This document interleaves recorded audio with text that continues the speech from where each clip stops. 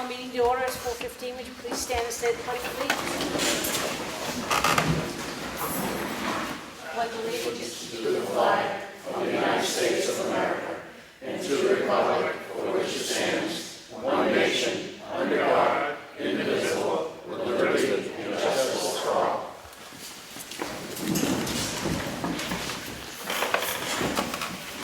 Roll call. Martha Eldridge. Here. Sue Simpson. Here. Sam Martin. Here. We're going to move things around a little bit. We're going to move the department heads up above the public input. So, Public Works. Yep. Let's see. As everybody's probably aware, we're paving up on Ossipee Mountain Road today. The base paving will be done today. They're going to be doing the shim layer on this end of Ossipee Mountain Road tomorrow. So that project, that road there will be done tomorrow as far as the paving goes. The only thing we'll have left to do is to put our gravel on the shoulders there to once the pavement sets up a little bit. Cyber project moving along. We took the steps out in front of the library today. Those are gone. And we have the easement back on the property that's being remodeled, the corner of Folsom Road and Moultonville Road. So we started cutting the pavement on that today. Tomorrow we'll start excavating out the pavement, getting ready for granite curbing in there. So that's pretty much the status of the sidewalks there. Finished up our road grading. It's all caught up now. We're just doing touch-ups now. Put calcium out again because these heavy rains kind of dilute the calcium that's in the gravel road, so we have to keep reapplying that. So that's pretty much it for the highway end of things right there. Covered bridge. Covered bridge, nothing new really to report on that. It's just, just waiting down there. Yep. And the bridge is going to be replaced on 16, the date again? There was a second or the third weekend of September, which was the 12th and 13th, or so would that be the 19th and 20th, I believe, were the two dates that are set right now for that to happen. We'll just keep bringing that up Yep. every week. Yep. So. Okay, thank you, Brad. You're welcome. Craig, our Recreation Director. Everything in the rec department's going great. Summer camps going pretty awesome. We're averaging 72 kids right now. Okay. This past week we had a team trip.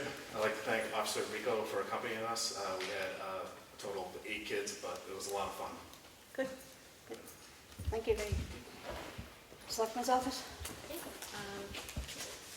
I created a report for the Selectmen's Office revenue. It's pretty much all of the department reporting that comes through on a monthly basis. In the month of June, $90,467.56 went through the Selectmen's Office. Of that, a big portion of it, $65,000, was from the sale of the Sumner Brook property. So these will now be posted online with the other department reports. And the only other update that I have is the townwide revaluation is well underway. The assessor is in the process of printing out assessment cards for all properties in town. And everybody will receive a letter just to let them know what the process is and what their right to review the new preliminary assessments, which should be in place by September, what that process is going to entail. So be looking forward to that correspondence. Thank you. Lucy Kelly. Transfer station? Brewster? Yep. Oh, An update, we're doing our normal recycling. I'm sorry, Kelly, I didn't see you. I'll go right after this. That's fine. Behind this tall gentleman. Go ahead, Yeah. Brewster. We're doing our normal recycling. On 7/8, we shipped out a load of electronics, 23 pallets of TVs and computers to be recycled. Been a busy week catching up from the 4th. We did 9 bales of recyclable materials. We had 600 gallons of used oil pumped out for recycling. And we shipped out a 55-gallon drum of oil, and we're waiting for confirmation on shipping out about 22 ton of cardboard. We're waiting for confirmation for a truck. Okay, great. Thank you, Thank Brewster. you. Kelly, I did not see you. This is our town clerk tax collector. So July 1st was our tax due date. We've collected so far 6.7 million of the 7.4 that we need to collect. At this point, it's been very quiet, so if anybody wants to rush in and pay, we'll gladly take it. I will be sending out reminders in September that any outstanding balances to get you ready for the next tax bill that will be going out in November, December time. And then we're in the process of finishing up deeding, so if anybody's out there that aren't sure whether we're deeding their property or not, they should give us a call. Thank you, Kelly. Bo Eldridge, our Water Sewer Department Supervisor. I gave you my house one. Thank you. That's for the June. You want me to do that? Online, yeah, yeah. It's Yeah. not a whole lot there, so go ahead. All right, for June, I put down what we've done, just certain things. Like, we didn't have any emergency call-outs. The water producers, 1,984,000. Wastewater producers, 3,237,139. We pumped 72,000 gallons out of the lagoons and land applied them. And that's for our sewage haulers, for Ossipee only, that hauls in, and we land apply. What else do we have? Investigated water leaks, there's 3 of them that we either repaired or there wasn't a problem. No final meter reads, work orders. That's if I have to fix something. If someone calls up for something wrong, I fix it, and we do a work order on it. 1 new meter installed. No meter repairs. I had 1 broken water line that I repaired. Obviously, no frozen water lines. Seasonal disconnects, none. I had 1 reconnect, a seasonal reconnect. No hydrant repairs. We painted the hydrants through town. We tried before the 4th of July. We just tried to clean it up and make it look good. We exercised all the main valves in town to all the main water mains. We had 6 dig safes, no hydrant flushing. We did water testing, just a monthly bacteria test, which is absent of anything. I did my quarterly reports, because I have to send to the state how much water we use every quarter, and how much chemical, which is chlorine, every quarter. I have to send that in. That was sent in by, has to be in by the 10th of every quarter. That's all done. Other than that, Well, that's all right. status quo. Thank you Yeah. very much. Yeah. Appreciate that. Police Department?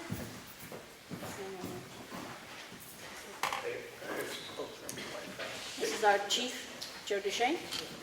Last week was another busy week. It's summertime, so these guys are right out straight. They're doing well, keeping up with everything. Nothing really new to report, except we are still trying to find applicants and fill the position that Lieutenant King is going to be leaving us with. But other than that, we're plugging away. And that's on the website. That's on the website, yes ma'am. And the new website will be going live in a day or so, so there may be just a little lag till I get it back up there. Okay, Just, No problem. just to let you know that I didn't forget it. no problem. Okay, It's in the paper too as well. okay, great, thank you. Appreciate it. Zoning Officer, Steve McConaty. It's been very busy the last month, a lot of permits, a lot of inspections. I'm still waiting to hear on Coleman's, the staff, progress on it, and then we're around. Still waiting for the results. We saw the woods, yeah. And what is happening with the now striped trailer down the road? So what's that, The striped trailer down at the Gapi? we're working on that right now. I had a conversation You're working on, with okay. so you're DOT working- today with that too. They're trying to convert it to a movable trailer on the back of a pickup truck. It can't be done. It's a cargo container is what it is. Okay. So that's gonna have to move back, possibly a site plan if they wanna use it. It was bad enough before it was painted. Now it is stripes. Thank you so much. That's all of our department heads? I got everybody? Yes. Thank you, everybody, for coming. We're going to make it earlier so you people can get out of here. It's on time. I'm going to open the meeting to public input. But before I do that, I'm going to ask you to stand and state your name. And we're going to hold you to 2 minutes for each person. And who wants to start? Public input? You people are just all here to watch? So,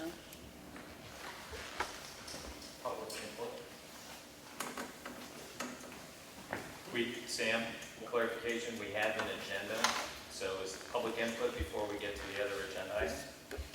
We're going by the agenda. Let's go to the legal minutes. I have the minutes for the EDC, the Economic Development Council. Those will be posted online. I have minutes from Monday, July 8th. No, I can't do these. You have to do these because I wasn't here. Sorry, I was not here. Go ahead, read it. Yeah. We have the Selectmen's workshop session and non-public session for July 8, 2019. I make a motion to approve these minutes. I second it. All in favor? Aye. Aye. Abstain.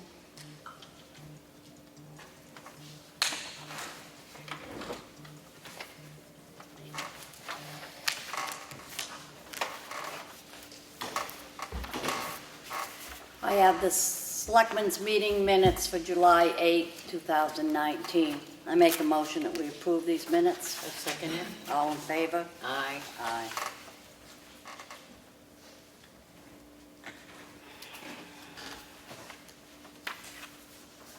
Abstain from those two.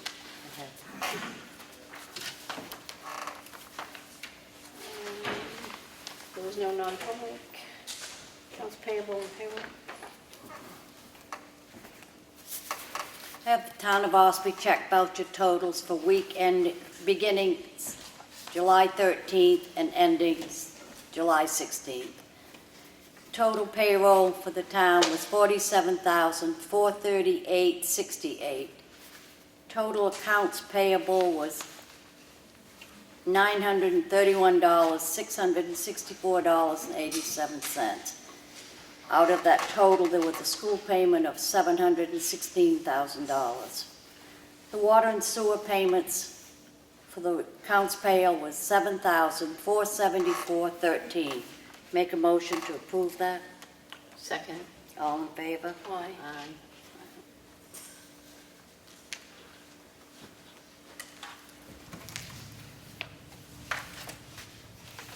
Have a payroll reimbursement request for week ending July 16, 2019. Total for water and sewer was $3,706.14. Make a motion to approve that. Second. All in favor? Aye. Aye.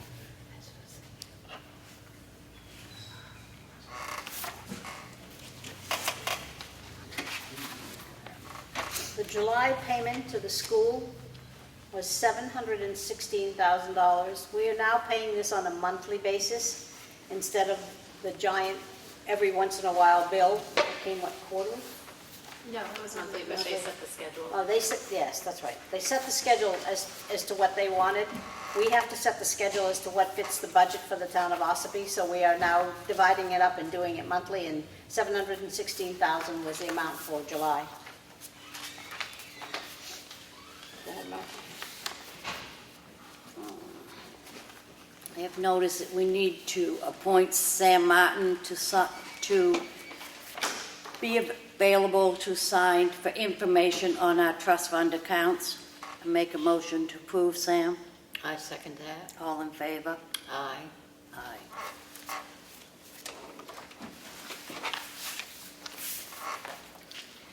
Have a memo from Brad Harriman attached to the results of the water quality testing at the landfill and a commentary from New Hampshire DES.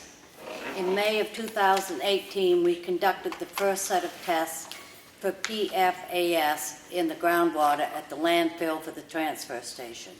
These results were used as a baseline for future testing. In May of 2019, the second set of tests for PFAS in the groundwater at the landfill was conducted. These results were compared to the 2018 results, which are discussed in the New Hampshire DES commentary.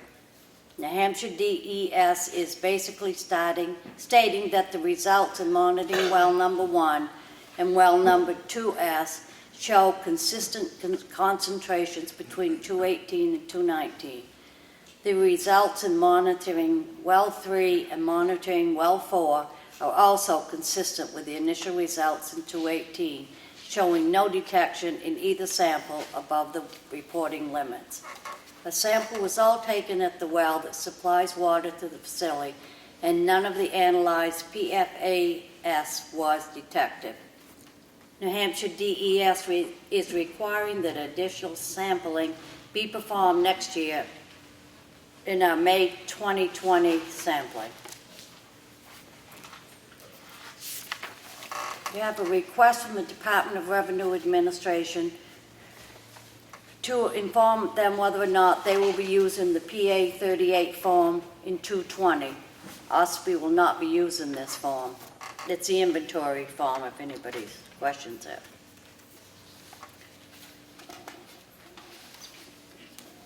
Martha, I think that form requires signatures. That form requires signatures. It does? Oh, that's right. Sorry. Is this being under?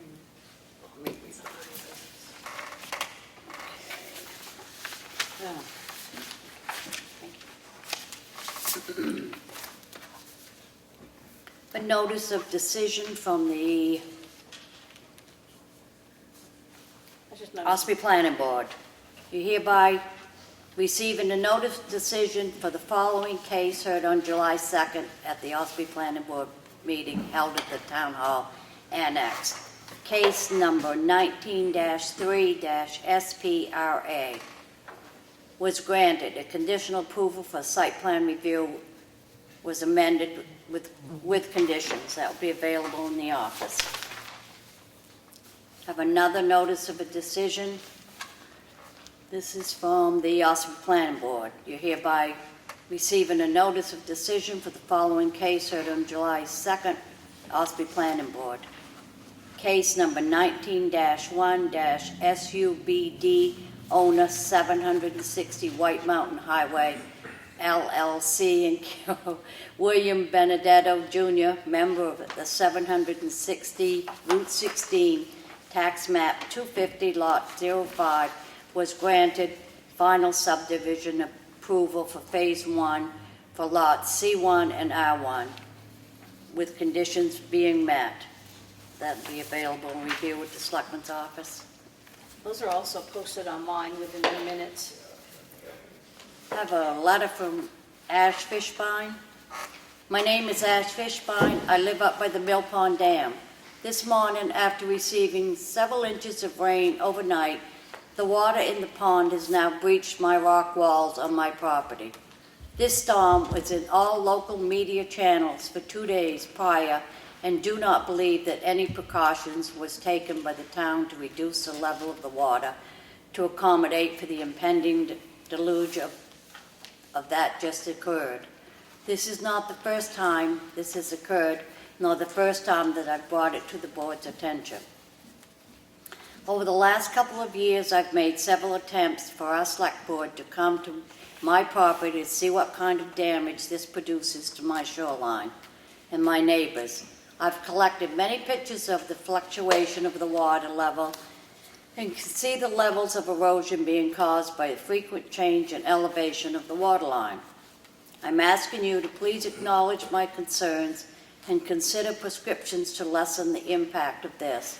I'll be at Monday's meeting. We'll be bringing this up for some ideas. I look forward to yours. I've attached some pictures that show the water above my rock wall. This is not the normal and does cause damage to my property.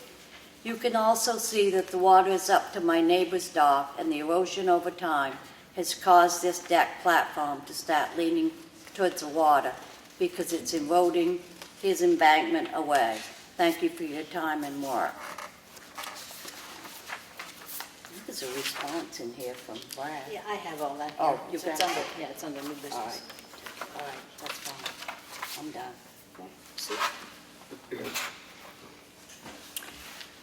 I have a highway department work log. July 7th to the 13th. Monday, July 8th, checked all routes, graded and added gravel to Ossipee Mountain Road, cleaned out a beaver dam on Sawyer Road, flushed culverts on Ossipee Mountain Road, put calcium chloride out on White Pond Road, Walker Hill Road, and County Farm Road. Cleaned up a fallen tree on Pine Hill Road. July 9th, continued grading and adding gravel to Ossipee Mountain Road. Removed a section of pavement, added fabric and gravel on Ossipee Mountain Road. Did roadside mowing on Valley Road, cut, removed the pavement and graded the gravel over the Mill Hill Road Bridge. Grease truck number 1, number 6, number 8, and number 10. Wednesday, July 10th, finished grading and adding gravel to Ossipee Mountain Road, graded and put calcium chloride out on Pine Hill Road and Connor Pond Road. Put calcium chloride out on Levitt Road, Channel Road, Bay Point Road, Broad Bay Road, Hodgson Shore Road, and John Hodgson Road. Started pulling the brakes apart on the backhoe. July 11th, graded and added gravel to Pinder Mill Road. Graded and added gravel to the rough sections of Valley Road and Thurley Road. Put calcium chloride out on Valley Road and Thurley Road. Install new brakes on the backhoe. Put the hammer on the excavator.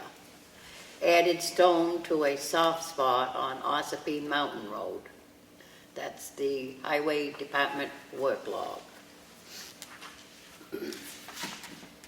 Transfer station work log. Sunday, July 7th, monitored the daily activity, sorted the recyclables. July 8th, monitored the daily activity, sorted the recyclables, shipped MSW container number 2 and demo container number 5, cleaned the areas and reset the empty containers, shipped a trailer load of electronics and 1 barrel of oil filters. July 11th, monitored the daily activity, sorted the recyclables, shipped MSW container number 1 and demo containers 2, 4, and 6, cleaned the areas and reset the empty containers, produced 2 bales of aluminum cans, 1 bale of cardboard, 2 bales of plastic, and 3 bales of paper.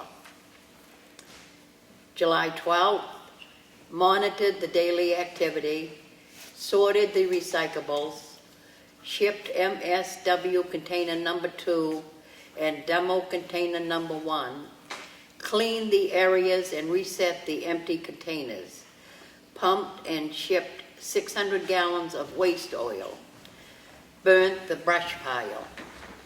Saturday, July 13th, monitored the daily activity, sorted the recyclables, produced 1 bale of paper.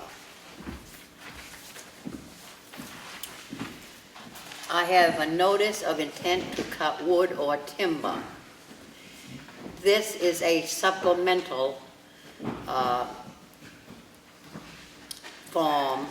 They've already put in an original for map 63 lot 11. The supplemental is that they are going over their estimated intent to cut when it was brought in before. So this is a supplemental of 97 acres. It's a 97 acre lot and the acreage of cut 40. It's for George McCool. Does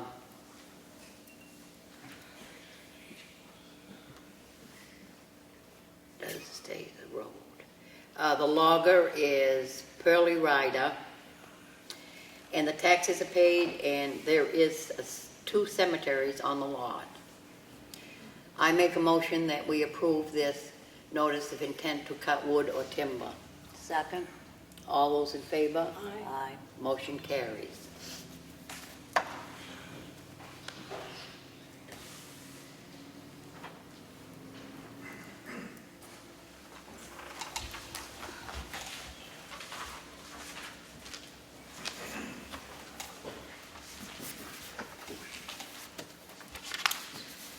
I have a cemetery deed for Patricia Arsenault. It's Plan Book 44, page 89, and it will be lot 119 at Grant Cemetery.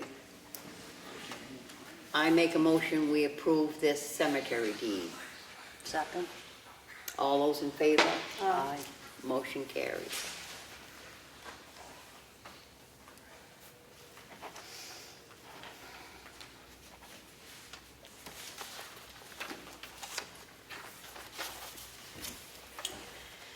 This is a letter to Norris Brad Harriman.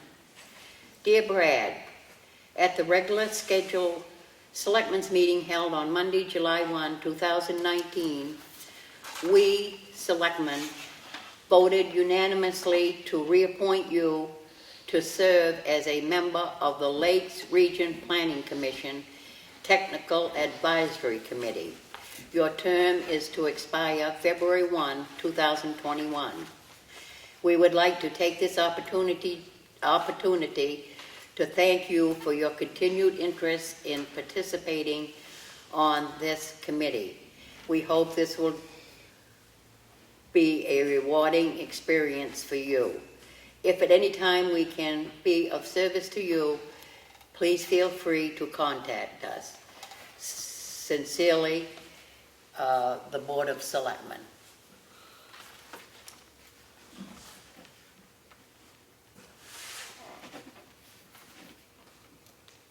I don't need a motion.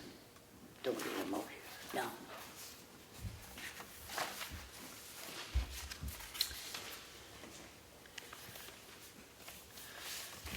I have a wetlands permit application.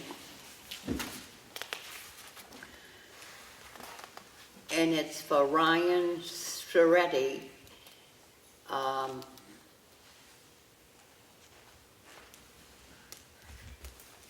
Let's see the map and log. Map 67, lot 12, 60 Long Sands Road. This wetlands application will be in the Selectman's office to review if anyone would like to review it.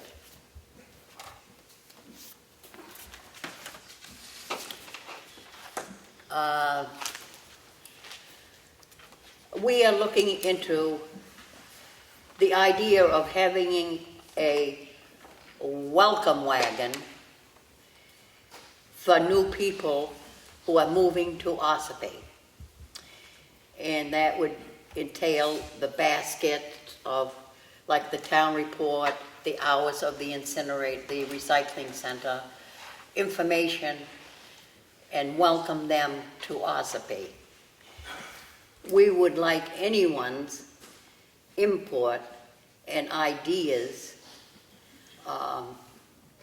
They would be very much appreciated if anybody was interested in, we've just brought this up, and if anyone is interested, we'd appreciate any help, ideas that you could give us. Thank you.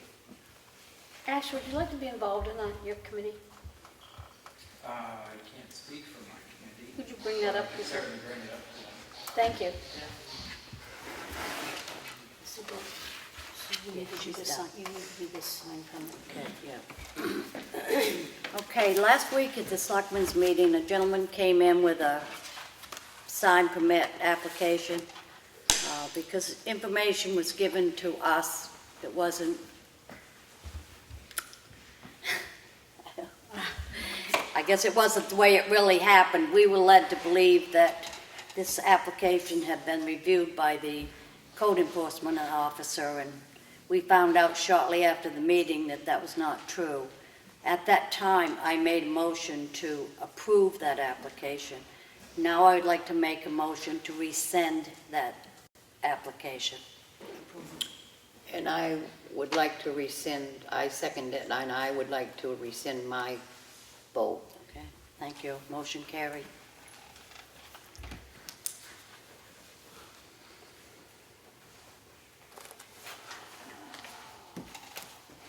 Madam Chair, sorry to interrupt, are you all gonna vote together to?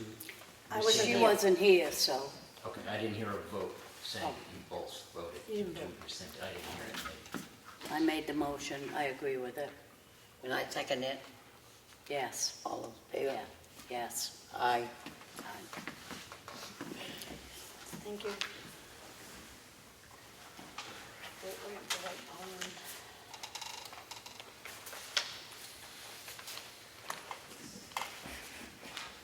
This one?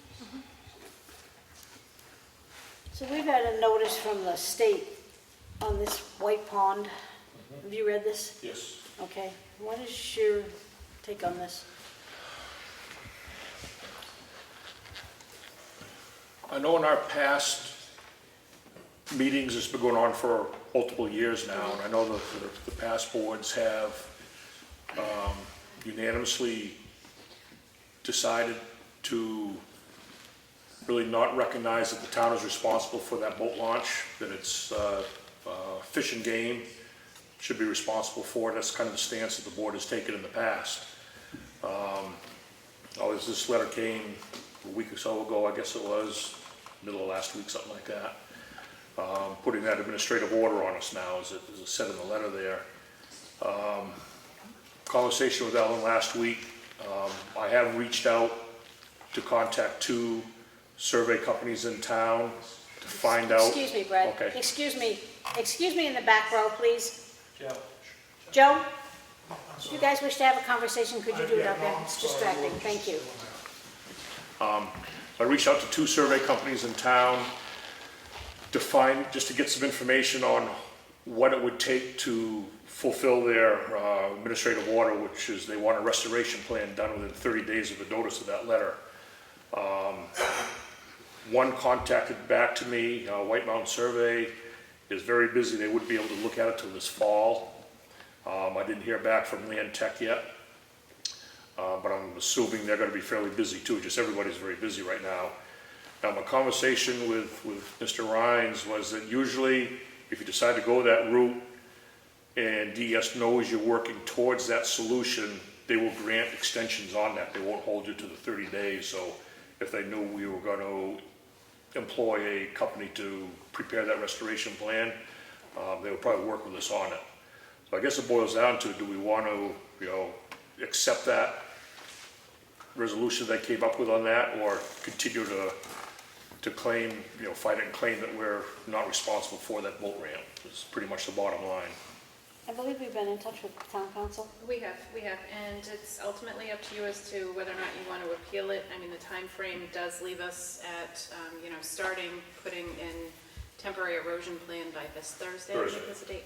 So my biggest concern and what I expressed to town council was we're already being asked to submit an after-the-fact wetlands permit for the work that's been done now, and if we further do work down there without permitting, what is, are we going to be held liable for that as well? So I guess I'm really concerned with doing any work, especially with the ownership being in question. Not necessarily the ownership, but whose responsibility it is to maintain it. So I don't know if it would behoove the town or the selectmen, obviously not from a cost standpoint, but maybe to consider doing it. Yeah, I mean, this has been years that we've been doing this, right? So I think this selectman would prefer to stay with what we've been doing. Right? The other 2? Yeah, I agree with that. Which is nothing. Nothing, yep. Sue? Yes. Okay, all right, so, thank you, Brad. Yeah, thank you.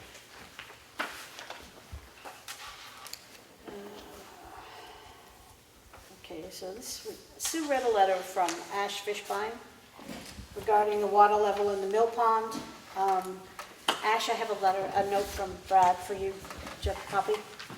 I'm going to read this. That's a copy for you. I'm gonna read it? I'm going to read it. Okay. No, okay. I won't make you read it. This is from Brad Harriman. This is information that we have from the design and permitting of the Valley Road Bridge at Little Dan Hole Pond states that the watershed at that point is 5,000 acres. The watershed is obviously larger when you add in the acreage between the bridge on Valley Road and the Mill Pond Road.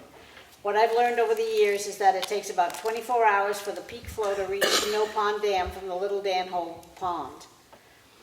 With the watershed of over 5,000 acres feeding into Dan Hole River, it would be impossible to know how much water will be arriving, what the flow rates will be, and at what times the flows will be reaching the dam. The flow rates and volumes are also dependent on the saturation of the soils in the watershed. In other words, in a wetter season, more of the water from the rain event will shed off into the Dan Hole River, whereas during a dry season, more of the water will absorb into the ground before reaching the Dan Hole River. The bottom line is that the gate and the boards can't realistically be controlled to maintain a certain level in the mill pond. The mill pond is about 6 to 7 acres in size, so the level is going to fluctuate up and down rapidly during these rain events. Ossipee Lake, Lake Winnipesaukee, and Lake Wentworth are all controlled by dams, and their levels also rise during these same rain events. I've seen Ossipee Lake and Lake Wentworth rise by over 1 foot, and Lake Winnipesaukee rise over by 6 inches after a single rain event. Do you have anything further, Brad? Not really. I think what I was just trying to say there is that, you know, with such a small size of Mill Pond itself there and such a large area feeding into it, and for all that water to go out through the Mill Pond Dam, in my opinion, would be impossible to regulate it to maintain, you know, a certain level within even inches there to accommodate a rain event like we might have had, you know, the other night here and stuff. Yeah, I think you could go out, you could spend all sorts of money on engineering and figure out all the area and the watershed and everything just coming into the Mill Pond Dam. And I honestly don't believe that all that information is going to help you at all, because you can't handle that flow. You can't drop it down enough to handle the flow to go out. And if you did drop it way down to anticipate something and it didn't happen, now we're sitting there with a low water level in the pond and no way to make it up until the next event and stuff. So that's my opinion on it anyway. So, You have questions, Ash? So just to be clear, the response of this board is to do nothing? I don't really think there's anything we can do. That's my opinion. The other two selectmen certainly have their opinions. So, and it's like you said, it's hard to understand. Well, when Mother Nature does what Mother Nature does. Mm-hmm. So, I mean, we could rush to take those boards out. It doesn't happen, and like you said, then there's no water. So. And unfortunately, we're seeing it on the Ossipee Lake end right now. I mean, that dam is computerized, it is controlled, and the boards have been out on the Ossipee River for 3 days now, and they're still a foot above normal levels. So, I mean, it's one of those things that even a well-controlled dam, you're still seeing high water volumes because everything's dumping into Ossipee Lake, including this. So my argument to that, and I certainly appreciate that, is that in Ossipee Lake you have 4 to 6 rivers that come into that lake that have no upflow or upstream control. Whereas our dam up here has a dam above it and only 2 other entry points for water to flow and come into that pond. So it has far greater control in comparison. You can't compare Lake Winnipesaukee and Ossipee Lake to a dam that's less than 7 acres.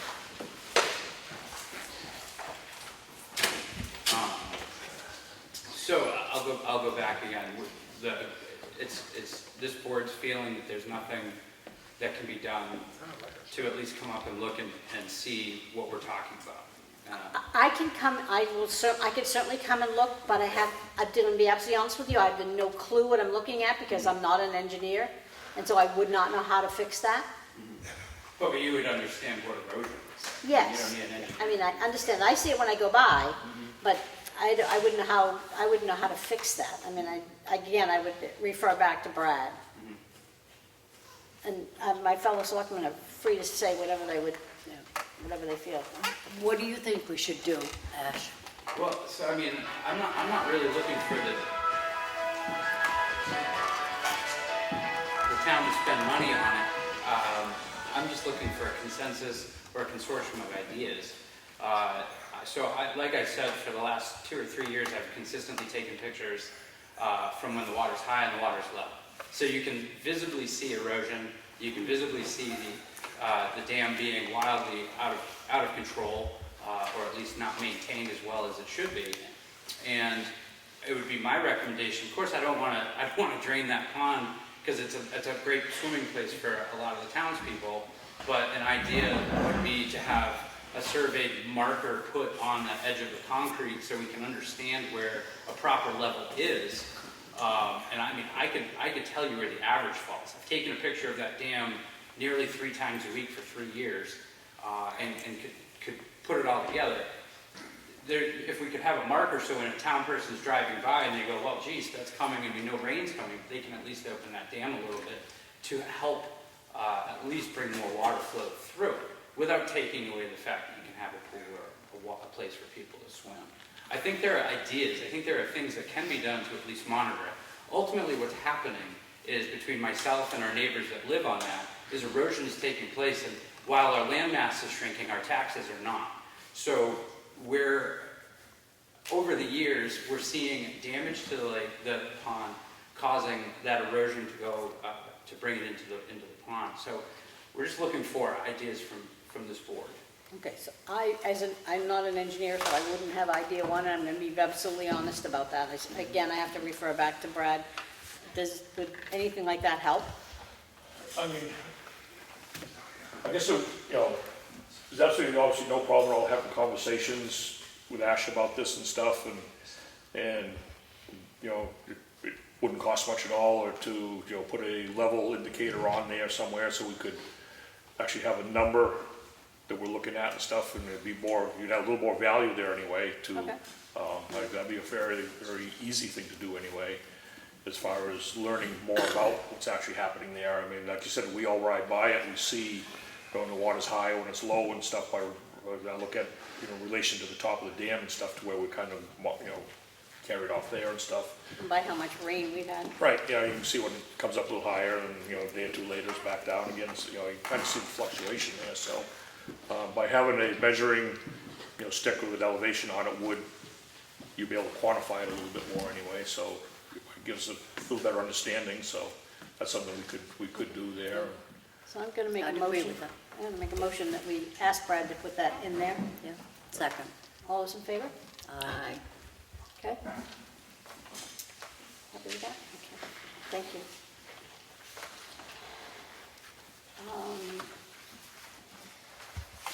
So we have a zoning complaint. Dear Select Board, I would like to draw attention to a violation of zoning related to a parcel located at 2305 Route 16 in West Ossipee. The violation includes the parcel identified as tax map 9 lot 2. The parcel is located in the roadside commercial district. The violation is that the parcel is non-conforming to the current Ossipee zoning ordinance. The pre-existing uses of the parcel do not matter, as there is no business activity at the site for over a year during late 2017 through spring 2019. Reference zoning ordinance, Town of Ossipee, New Hampshire, Article 2323.2.1. Discontinued use. If a non-conforming use is discontinued for 1 year or superseded by a conforming use, it shall thereafter conform to the requirements of the zone, and the non-conforming use may not be resumed. Use of the property resumed this past May after a year-plus hiatus. The fact needs to be noted and action taken to correct this violation and any proposed use of the parcel to comply with the zoning ordinance. I sincerely hope the Town of Ossipee takes this complaint seriously and appropriate action is taken sooner rather than later. This property owner should have to follow the same procedures that all other business property owners have to follow to get town approval for their operations. The zoning ordinance has been enforced in the past with other properties, and I trust that enforcement will occur in this situation to ensure consistency and fairness. Failure to address this situation undercuts the wishes of the voters of Ossipee and fosters an attitude that the town regulations do not apply to certain individuals. Please note that the zoning ordinance is designed to protect property owners, taxpayers from inappropriate uses on abutting parcels, helping to protect their property values and allow for orderly, consistent development within the town. The Selectmen are ultimately the enforcers of the zoning ordinance. If you have any questions, please contact me. Thank you for your time. I look forward to your response. Sincerely, Gregory W. Howard. So, Mr. Howard? Yes. I'm going to ask our zoning officer to step forward also so that he can answer some questions. Sure. Gregory Howard, West Ossipee. I'm bringing this issue forward because we've had issues in town where several businesses that I've gone to voice concern about what appeared to be selective enforcement of regulations, either through the enforcement office, zoning board, or planning board. So when I've repeatedly noted issues with this particular property and sent emails in the past, I have felt there's not been enough attention paid to the issues noted. So in this particular case, what I'm hoping happens is the following, is that the select board today just basically validate that I've submitted a violation and that they will take the time to review whether there's any basis at all for my assertion, and then lay out a time frame as to when they might respond, either that my note has no basis whatsoever, so it goes away, or that the town will take further consideration and review of the situation and take the appropriate actions as they feel are necessary for what exists. In regards to the discontinued use, if the town decides that it applies to the situation, if so, what are the issues of non-compliance? If they decide the discontinued use of the property is not valid, then whether or not there are issues of non-compliance, as the property ownership changed hands on July 20, 2004, after zoning was adopted in 1988.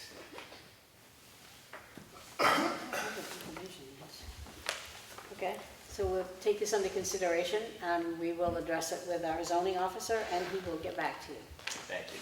You're welcome. I'm going to open the meeting to public input. Is there any public input?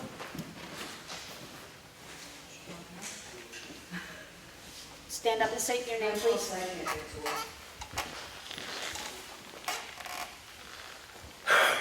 Chris Pacheco, I'd like to address the situation about the Angel, Montana's billboard. Okay. So last week, I was given a verbal by Steve that we got the okay to, we've gone back and forth about how many months now, 4 months maybe, regarding whether I or want not to address that question first. Steve, did you give them a verbal? Oh, yeah. The ordinance, it says right in the ordinance, and that's all I can allow. I can't give my verbal to anything other than what the ordinance says. I work for the select body, that's their ordinance. Right, so we're talking about two things. We're talking about the content, and then we're also talking about Please speak to extending the billboard. board. Speak to the board, not to him, please. Oh, okay. We're discussing two things. The first issue at hand was whether or not the content of this board was within the ordinance, within 10 miles. And we went back and forth with that, and what I heard was that situation was going to be tabled by the selectmen, and that it was going up for public hearing next year. And we were told it might go to 15-mile ordinance, but for right now, we were told that it's okay to put up the cog. And then the next situation was, can we extend this billboard from 8 by 16 to 8 by 24? And I was told by Steve, and so was Angel, that it's good to go. He's not going to come after us. We're good to put the content up of the cog. And then when I asked about whether or not we can expand that, it's good to go. All he has to do is fill out an application for what he's doing, come up to the meeting, and get an approval from the selectmen, which he did. This is a copy of it. I think you had to leave, but it was signed by the other two members. I was not here. Right, yeah, I think you had to leave, but it was signed by the other two members of the selectmen. And they've just rescinded that. They've rescinded that vote. Yeah, and so what is discrepant? What is the discrepancy? Why did you rescind it? Because you were not given, he did not give you permission. It was all done after the fact. He came in, 2 o'clock before the Monday meeting Yep. with a permit. At that time, I was busy. I had some other meetings I had to get at, and I feel the selectmen weren't given the whole story. And it's on camera. That's what happened. By him at the meeting? By him at the meeting. Was it different than what's on the application? The application was never signed, there was never anything. I see that it's not signed. If I can't approve it, I can't sign it. But why were we given a verbal the day before? I don't know who you get the verbal from. From you, I was in Weir's Beach, and I know exactly where I was standing, and we were talking, and you said, it's okay, we're not gonna go after you. I said, what about the expansion of the sign? All he has to do is go and fill out an application, he paid for it, and they approved it. I do see that it's not signed, and I was wondering about that, but I thought we both got a verbal. If you put a sign on, we know within the 10-mile limit, we are working on that. And it's going to be tabled until probably next January, March. We spoke with the selectmen on that. As far as expanding a sign, absolutely not. That never came from me. I wouldn't have gone and sold it if I had heard otherwise. So that's, Nope. We're going to stand by the rescinding of the motion. I'm sure, I did not rescind it, so I'd have to defer to the other two selectmen. so the actual discrepancy between why this wasn't signed is just because Steve did not sign it? No, it was because Mr. Montanus? Montanus, he came in and led us to believe that this has all been approved by Steve, no problems with it whatsoever. We were told that verbally. So I made the motion, she seconded it. Within minutes after we had adjourned last Monday night and this motion had been made, Mr. Steve came in and he said, that is not true. What took place was not what Mr. Martinez told you girls. That's why I'm rescinding the vote. So Angel Montanus told you that he had the okay by Steve. Yes. So therefore you approved it because he told you. Because he told me that, yes. Right, and I was told also, we have 2 people that got a verbal. Well, He's been honest from the start, from the get-go. He approved for a permit right from the start 4 months ago. I would never go against what I was told. I've been sitting back waiting and waiting and waiting. well, I understand that, And now but I since then, I also have believe that contacted what both Steve Cobb told us is true too. And this other business, No, and they're in production with the vinyl right now. I'm not going to rescind my vote. I just rescinded it and I'm not changing it. Is there a problem with the expansion of the work? Excuse me, just a minute, please. You need to sit down with Steve and you need to iron this out, That would be great. okay? Thank you. Does anybody have anything else in public input? Ash? Unless other people have to go. No?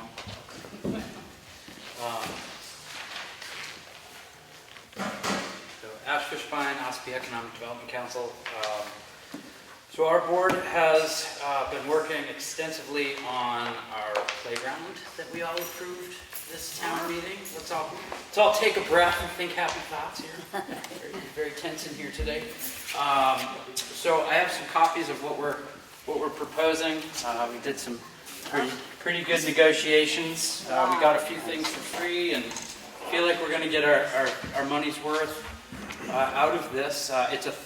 Once we get, I have the invoice here, but once we get this approved, yeah, maybe you can put them up here when the meeting's over. Once we get the invoice approved from you folks, the board's already voted on it, so it's really a matter of you folks approving it and us signing the contract. They're about a 3 to 4 week turnaround, and we're actually looking at the possibility of installing this the Thursday, Friday, and or Saturday of August, the 22nd through the 24th, somewhere in there. We asked them to hold those dates for us, because I think you'll enjoy it and really appreciate what we're trying to do there. Yeah, we need to put these up on the board. This is wonderful. A couple questions that we have as a board, though. At past meetings, I had asked whether or not the town or Brad and his team would be willing to maybe drill out the holes that will be needed. Essentially, the procedure is we have a team that comes from the company. They come and they spray paint where all of the holes need to go to put the concrete and the posts in. Once they spray paint them, question number one is, would Brad's team be willing to come in and auger those so that we have holes so we can level Absolutely. the system? I don't want to step on feet here, and I can't tell you what your schedule looks like, but does that week work? Do you know off the top of your head? What was that week again, Ash? It's the 22nd through the 24th of August. August. Yeah, we'll make that work. Okay, that would be great if we could. Absolutely. The other thing that we were discussing is, obviously we need to pull that fence away to be able to get in there and move out the old equipment. Is that something the town or your team would be willing to do? Whose equipment is that? OCC's? Oh, It's the stuff that's OCC's. like, isn't it the, you're talking about the equipment, playground equipment that's there now? That's currently there, yeah, we gotta pull it all out. Is that OCC's? It must be belong to them. I'm sure, they're content with it being moved. I don't think that group has the capacity to actually move it. Right, but Yeah. I would like confirmation from them that they don't have a problem having it Okay. moved. I would really prefer that. So Okay. If you get them to write us a note or a quick memo or something. Okay, we can Okay. make that happen. Thank you. Not a problem there. And then. So where is yeah. the equipment going to go once it's removed? How are So we going to dispose of it? We're getting, well, we gotta figure that part out right now as well. But we're looking to get rid of 98% of it. Okay. There are a couple features that will be staying, and on those plans, they're, That's just wonderful. they're highlighted by, I think she put them on here. These two spots. Those are where two of the pieces that are there now will go. That's in the 2 to 5 year old section. We also got a quote for some fence work to be done, couple new gates, a little bit of correction on the fencing that's there. But ultimately, we're going to need to open that up, remove that old equipment, and then we're going to be reaching out to local businesses to see if they'd be willing to donate some time and some in-kind to maybe clear the old bark mulch out of the way, get it to one end. The whole quote that I'm about to present to you guys includes their team of 2 to 3 people that come out and help. It includes all of the safety surfacing, which is really great, and it also includes benches and picnic tables, which is something when we looked at the Constitution Park, which if you haven't been is amazing. You all have to go. Oh, it's really It great. gets a lot of But we use. all said, well, what is it missing? And one thing that our board agreed on was picnic tables or benches. Yeah. So we wanted to make sure that this had that feature. So it's only one of each, but maybe we can add on to that later. There are a couple phases. Phase 1 and Phase 2 are denoted in the back of that. So we, as a board, were approved for $60,000 to do this. We figured it would be best to hold back some monies for incidentals, just in case moments. And then at the end, when the project is complete, expend those dollars on a new sign or other features that we can get to add to it. The goal is to expend the money completely as the taxpayers have wanted. So we came in at $56,356 That's excellent. That's a lot. for that. So we have a few $1,000s to play with. And I think if you have any questions, I'd certainly take them. It should take about 3 days. We are gonna need some volunteers for this. This is a very large playground. I know that Craig worked extremely hard. He had worked extremely hard over there, and he had very minimal help to get that job done. This is a very large playground. They're looking for 12 to 15 volunteers at a minimum.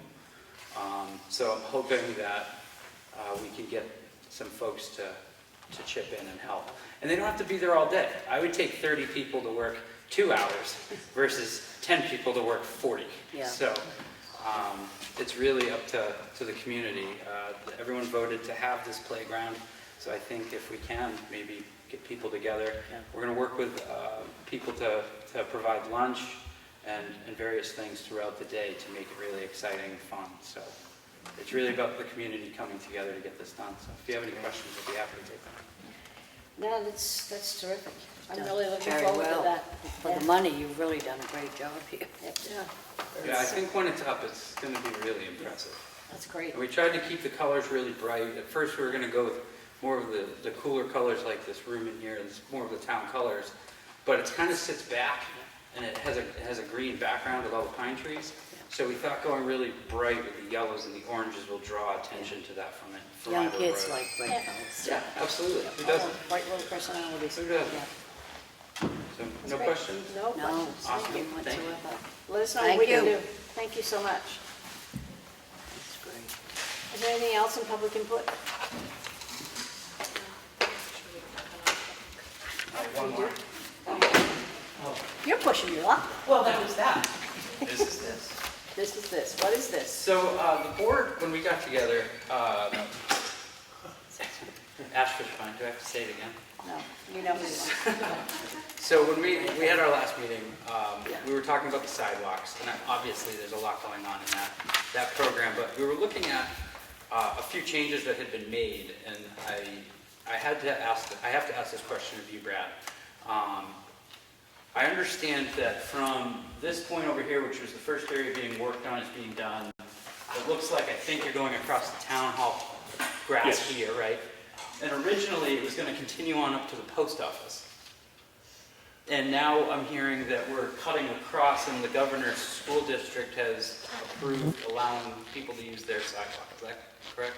Yeah, from day one, we did talk to the school about utilizing their section in that drop-off zone for students there, and they granted us permission for that.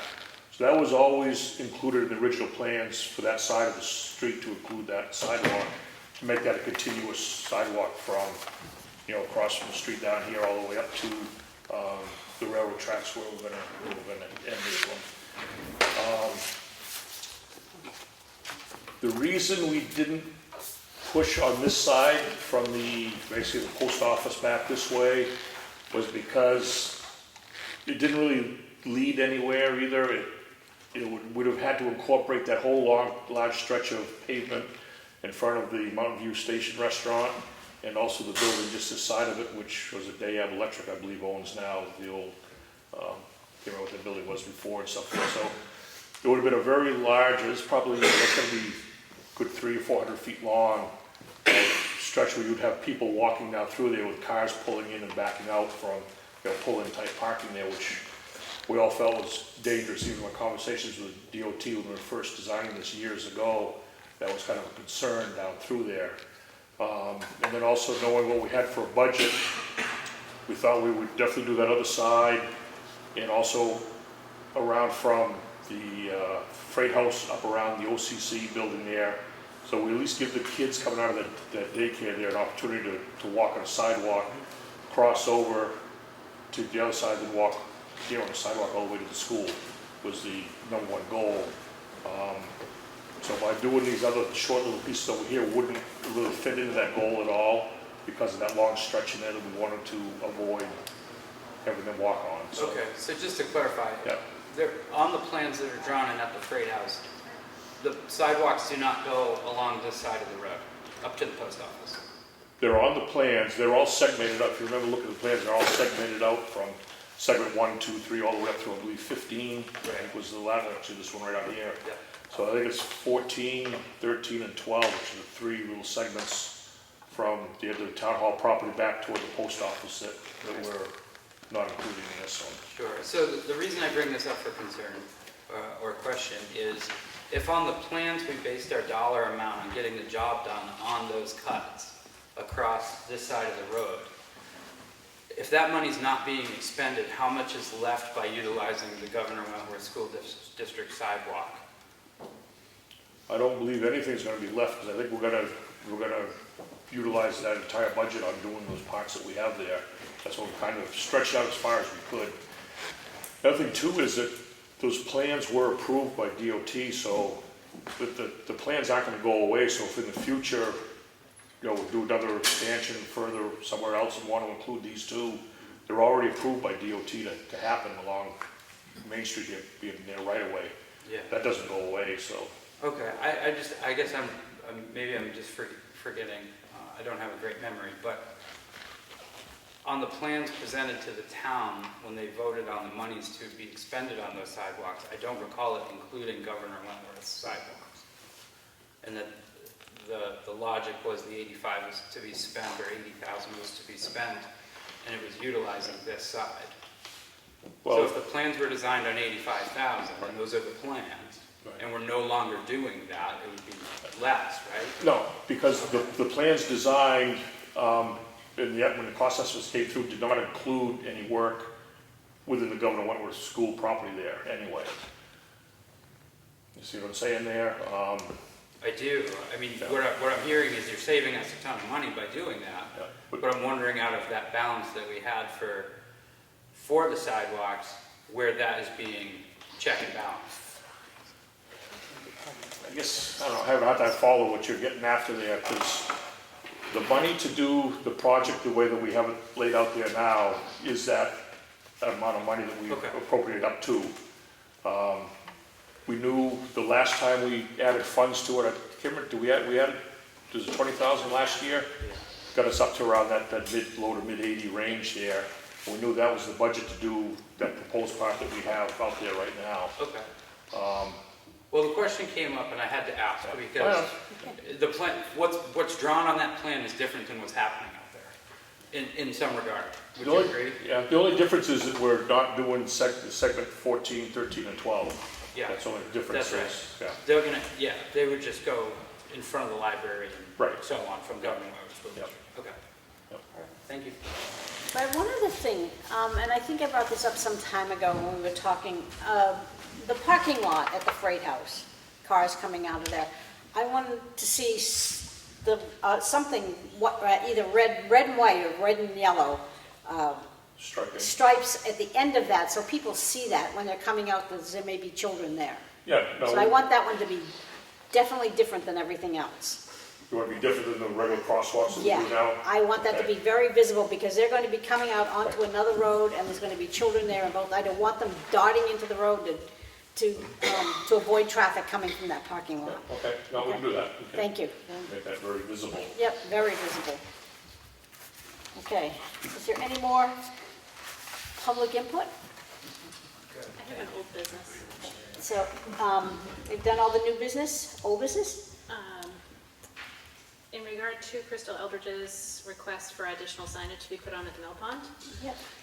in the past, the town had an ordinance that nobody between the ages of 16 and 65 could fish the mill pond. I did look into it with New Hampshire Fish and Game, and because they stock the pond, we can't technically put that ordinance in place. What a lot of towns do is they'll say that there's no fishing up until the fishing derby, and then after that, it's open to all fishermen. So I was talking to Brad about maybe having some updated signage made. The fishing derby takes place the same time every year. Maybe we could put a regulation up there that says no fishing up to the fishing derby. We do up to June Or however you 29th or want. something, up to June 29th or 28th or something. 'cause we Whatever never- day it falls Yeah. on. Do Well, it's- July 1st, just say Well, July but it 1st. was on the It's always- 30th this year, wasn't it? It was on June Or can we just say up until the annual fishing derby, the annual youth fishing derby? Yeah, there you so go. Could leave it open. It's blanket restricted. But that is the thing, we can't restrict fishing after that point because it is a fishing game stocked pond at that point, so it has to be open to all fishermen. Okay, Okay. yep, that's great. Okay, thank you. Anybody else have any old business? Sue? Did she say no? No, I can see her. no. No? And no more public input? I'm going to make a motion to adjourn. Second. All those in favor? Aye.